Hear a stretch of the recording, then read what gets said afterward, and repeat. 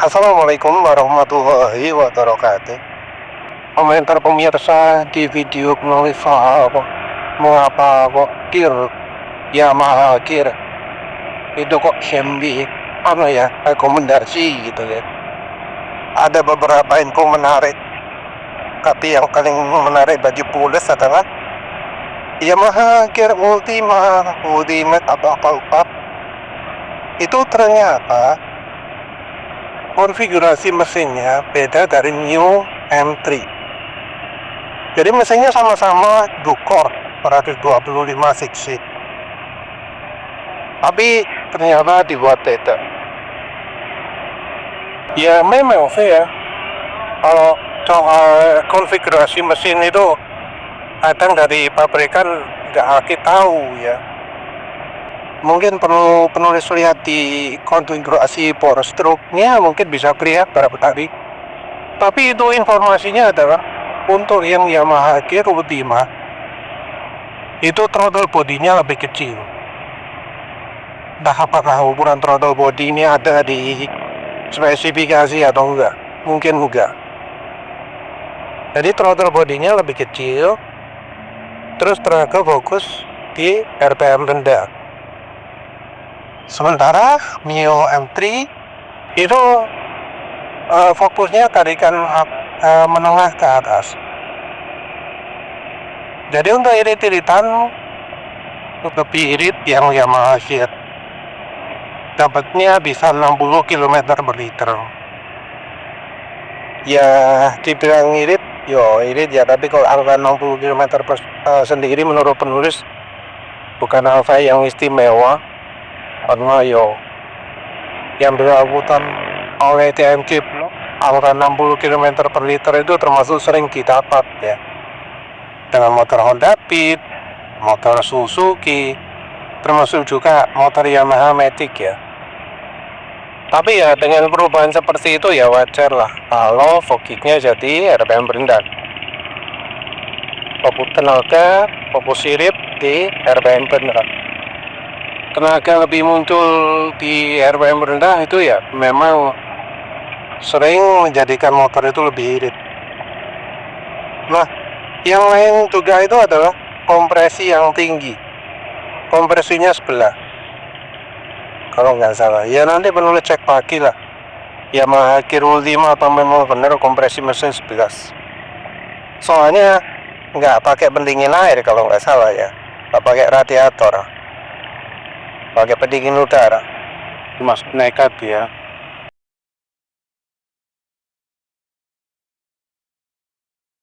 Katanya aman pakai Pertalite karena pengabdian dimundurkan. Jadi throttle body kecil, kompresi tinggi, pengabdian dimundurkan. Pelanggannya agak beda dari Honda yang ya memilih konfigurasi mesin overbore ya. Overbore atau overthrow? Overbore ya, soalnya kan overstroke sih, sorry. Overstroke yang ditandai dengan ukuran diameter piston yang jadi jauh. Overstroke ini memang sebenarnya ya cocok ya kebutuhannya untuk mesin yang butuh tenaga di RPM lebih rendah. Tapi ya rupanya anehnya overstroke-nya apa tenaganya nggak di RPM menengah atau rendah, tapi di RPM tinggi. Ya memang sih antara overstroke itu merupakan kecenderungan. Ya tergantung juga pada RPM mesin juga. Kalau RPM-nya cuma dibatasi 9.000 mungkin ya bisa aja nggak ada bedanya antara overstroke dengan overbore. Horsepower mesin itu nggak tahu. Karena ya rasanya yang lebih banyak mempengaruhi adalah pernafasan dari bentuk noken asnya. Noken asnya itu menentukan udara itu seberapa banyak, baik RPM rendah maupun RPM tinggi. Kalau noken asnya dioptimasi untuk RPM rendah, ya tenaga RPM tingginya hilang. Juga sebaliknya, tenaga dioptimalkan RPM tinggi ya yang rendahnya nggak ada. Oleh karena itu kan jadi muncul variabel half ya, variabel kancot macam-macam yang merubah baik dari sisi durasi atau ketinggian bukaannya, besar bukaannya. Ya apapun lah orangnya itu ya. Kalau untuk trennya motor Matic yang 110 cc, sekarang sudah bukan lagi power, kita bukan lagi tenaga. Adapun tenaga ya paling tenaga di RPM rendah. Nah ini jadi menarik ya, karena sebelum banyak motor 160 cc, motor 110 cc pun hanya dipaksa untuk bertenaga. Honda Beat FI, Honda Beat ESP ya, yang setelahnya itu fokusnya tenaga kalau menulis. Ada Xeon RC 125 cc itu fokusnya tenaga. Vario 125 itu fokusnya tenaga. Nah entah ya Vario 125 sekarang bagaimana, tapi awal-awal dulu Vario 125 itu performanya wis mepet Vario 150. Nggak jarang kita lihat Vario 125 bisa nempel Vario 150.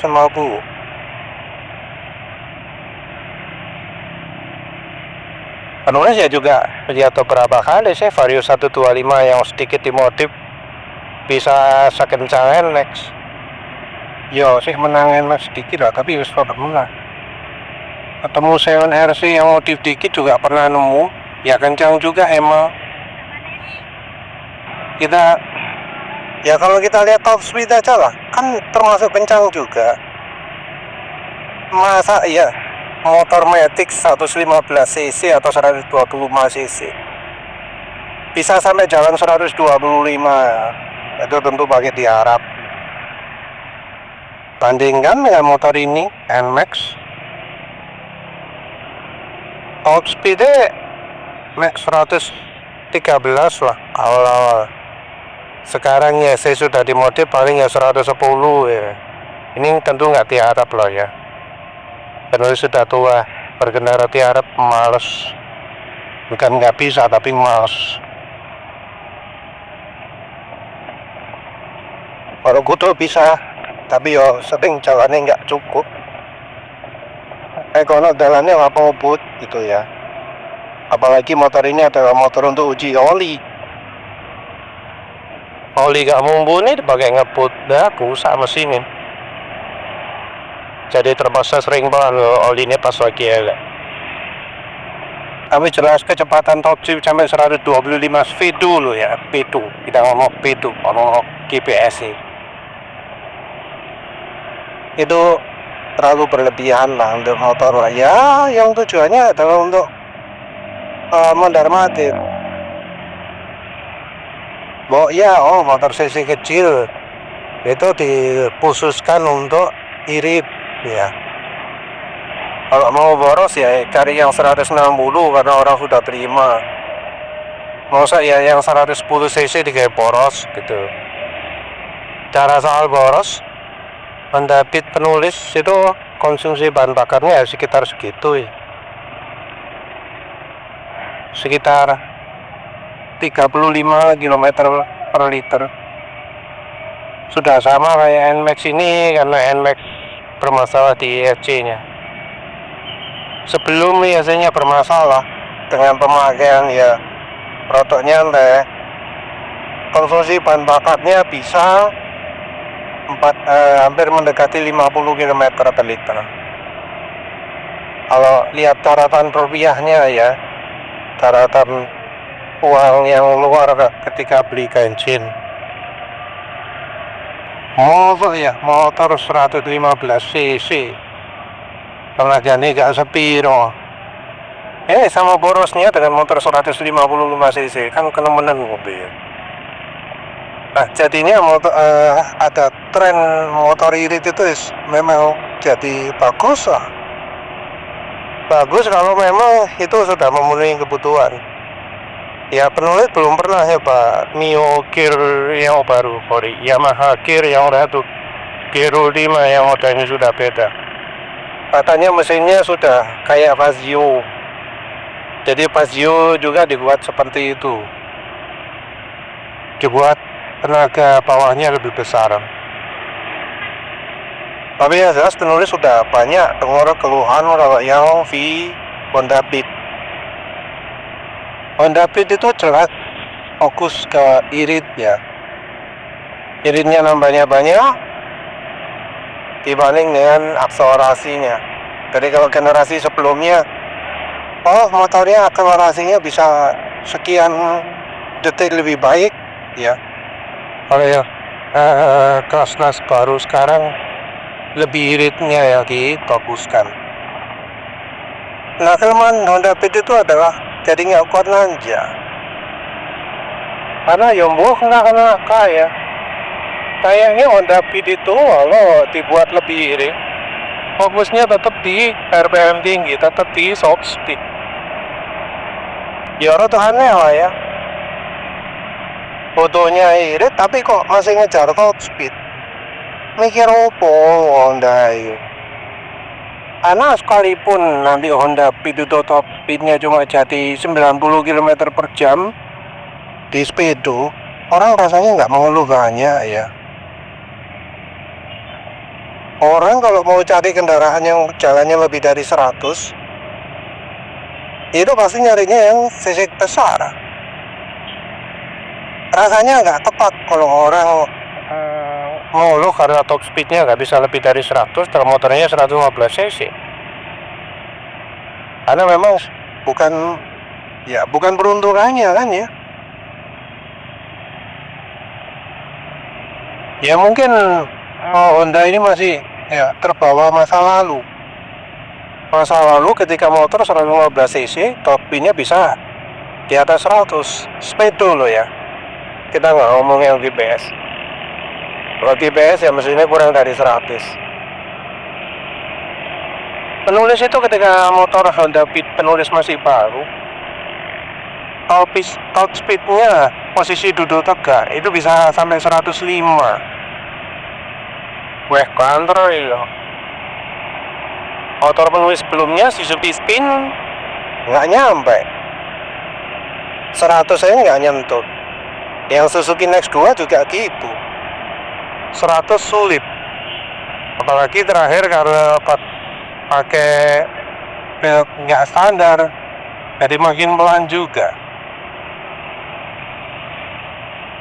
ISO 100 penulis terakhir pakai rasanya nggak pernah 100 ya. Kalau speednya datangnya di wajah. Entah cockpitnya Yamaha Gear itu berapa, Yamaha Fazio itu berapa. Tapi seandainya nggak nyampe 100 di pedo rasanya bisa dimaafkan lah ya. Karena pemakaiannya juga mayoritas bukan penggila kecepatan. Orang-orang yang pakai motor 115 cc atau 125 cc kalau Yamaha itu paling makanya maksimal 80. Rasanya jarang ya orang yang ayah pakai Mio tiap hari 100 km per jam. Jarang ya.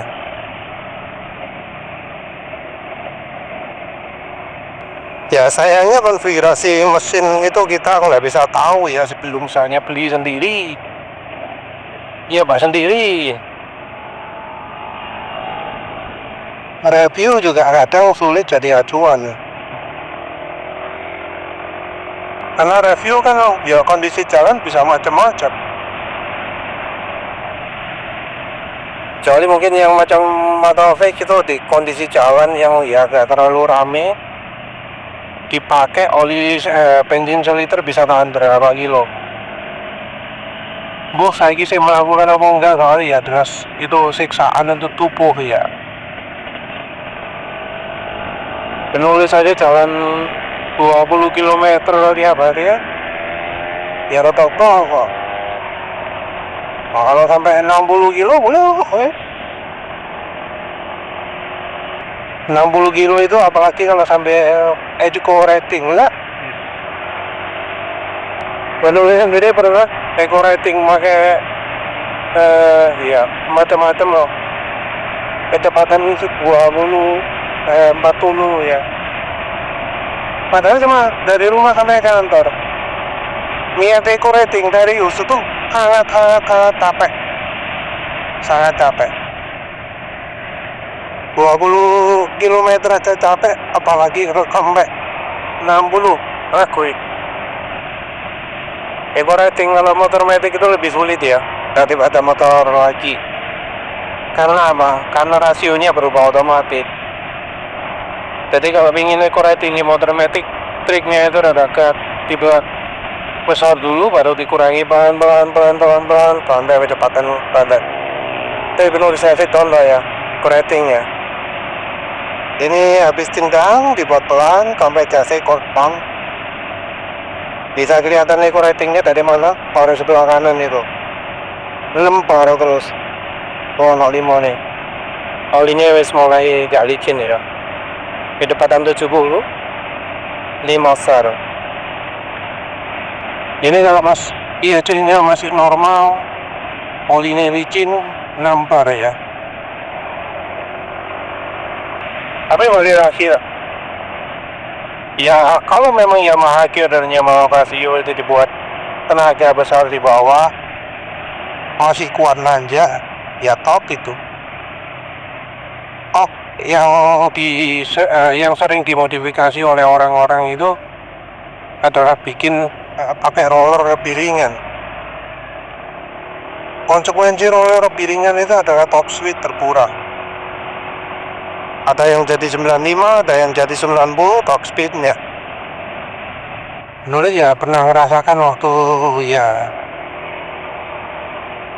NX2 nya pakai belt dan roller yang aftermarket yang IoT bahan bukan ori. Rollernya 10 gram, mesin gereng, boros tentunya ya. Kalau nggak sampai 40 kilometeran mungkin masih 50 km per liter, tapi yo lebih boros dari yang sebelumnya 60 km per liter. Wah, itu fotonya untuk tarikan harus ya dengan tarikan atas itu nggak bisa pakai varian bawah.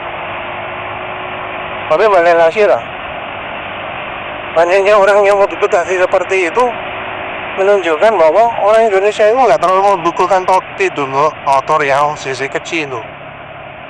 Butuhnya akselerasi.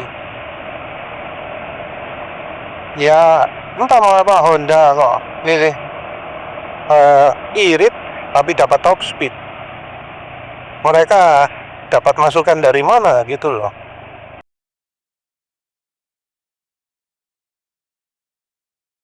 Tapi ya kalau nanti Yamaha itu populer, bukan nggak mungkin yang Honda Beat atau Genio atau Scoopy dibuat begitu juga. Karena sudah ada contoh ya, yaitu PJX 150. PJX 150 lokal yang generasi awal itu konfigurasinya apa, tenaganya keluar ada PN tinggi kalau nggak salah ya. Terus PJX 150 berikutnya jadi keluar tenaga rendah. Yang 160 makin rendah lagi. Ini malah perlawanan dengan yang NMAX ya. NMAX generasi awal tarikan awalnya garang. Setelah facelift tahun 2020 jadi tarikan atas yang lebih kuat, fokus di top speed.